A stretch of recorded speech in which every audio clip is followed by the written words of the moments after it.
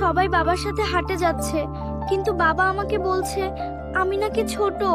Please please বাবা আমাকে হাটে নিয়ে যাবে। নেহাল, তুমি গরুর হাটে হারিয়ে যেতে পারো, তাই তুমি বাসায় থাকো।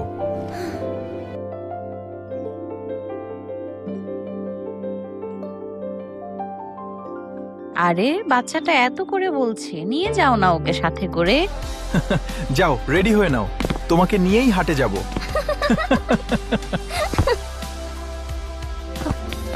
থ্যাংক ইউ বাবা, থ্যাংক ইউ মা।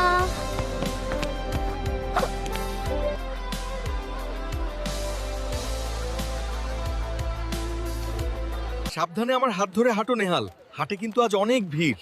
আচ্ছা বাবা, চলো তাড়াতাড়ি, আমরা হাটের সবচেয়ে সুন্দর আর বড় গরুটা কিনবো। সুবহানাল্লাহ। বাবা দেখো কত কত গরু, ওই লাল গরুটার শিংগুলো কি বড়।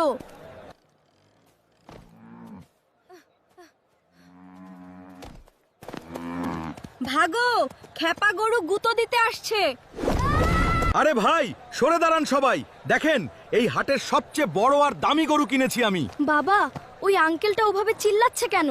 বাবা, আমরা কি কালো গরুটার মতো অনেক বড় একটা গরু কিনবো? তাহলে সবাই আমাদের গরু দেখে অনেক অবাক হবে। নেহাল বাবা, তুমি কি জানো আমরা কেন কোরবানি দেই? ওই আঙ্কেলের মতো মানুষকে দেখানোর জন্য নাকি মহান আল্লাহর জন্য? গোশত খাওয়ার জন্য? অনেক আগে আল্লাহ নবী হজরত ইব্রাহিম আলাইহিসসালামকে পরীক্ষা করার জন্য তার সবচেয়ে প্রিয় ছেলে হজরত ইসমাইল আলাইহিসসালামকে কোরবানি দিতে বলেছিলেন, আর তাই তিনি সিদ্ধান্ত নিলেন যে তিনি তার সবচেয়ে মূল্যবান জিনিসটি উৎসর্গ করবেন। নিজের ছেলেকে? বাবা ও ছেলে দুজনেই আল্লাহকে এত বেশি ভালোবাসতেন যে তারা হাসি মুখে রাজি হয়ে গেলেন। তখন আল্লাহ খুশি হয়ে ইসমাইল আলাইহিসসালামের পরিবর্তে বেহেশত থেকে একটি দুম্বা পাঠিয়ে দিলেন। কোরআনে আল্লাহ বলেছেন, কোরবানির পশুর গোশত বা রক্ত আল্লাহর কাছে পৌঁছায় না। আমরা মানুষকে দেখানোর জন্য নয়, শুধু আল্লাহকে খুশি করার জন্য সবচেয়ে সুন্দর গরুটা খুঁজবো। বাবা, এই গরুটা দেখো, মাশাআল্লাহ কি সুন্দর। এ একদম শান্ত। আমরা কি এটা নিতে পারি?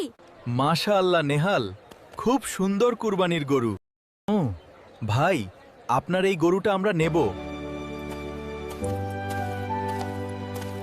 কুরবানির আসল শিক্ষা বড় বা দামি কোনো পশু কেনার মাঝে নয়, বরং আল্লাহর প্রতি আমাদের অগাধ ভালোবাসা ও ত্যাগের মধ্যেই লুকিয়ে আছে। সবাইকে ঈদ উল আজহার শুভেচ্ছা। ঈদ মুবারক।